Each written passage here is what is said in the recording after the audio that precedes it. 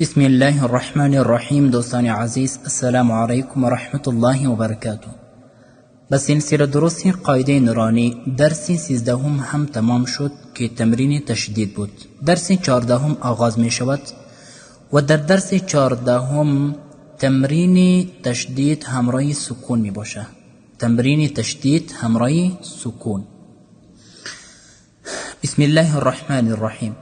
میم را زبر مر، را واو پیش رو، مرو وقفا مرو و بمدس. حروف مده را قبلا خونده بودیم.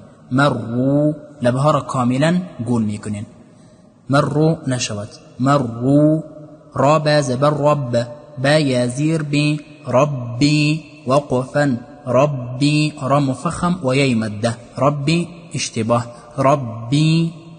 میم دال پیش مد، دال تا زبر دت، مدت وقفا مدت. حا قاف پیش حق، قاف تا زبر قت، حقت. خاف زبر خف، فا تا زبر فت، خفت. تا با زبر تب، با تا زبر بت، تبت تبت. تا زبر تا، خا لام زبر خل، لام تا زبر لت، تخلت تخلت. خا مفخم. قاف دال زبر قد، دال ميم زبر دم، تا پیشتو قدمت وقفا قدمت.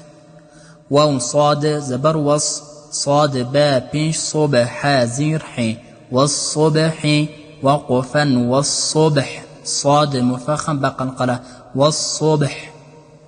واو شين زبر وش، شين ميم زبر شم، سين زير سي، والشمس وقفا والشمس والشمس.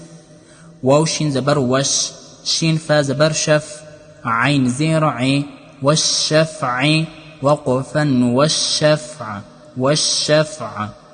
با صاد زير بص، صاد با زبر صب، را زير ري، بالصبر وقفا بالصبر بالصبر. با حروف قلقلس ساکن قلقله صورت میگیره. صاد هم از حروف مستعلیه مفخم تلفظ می شود.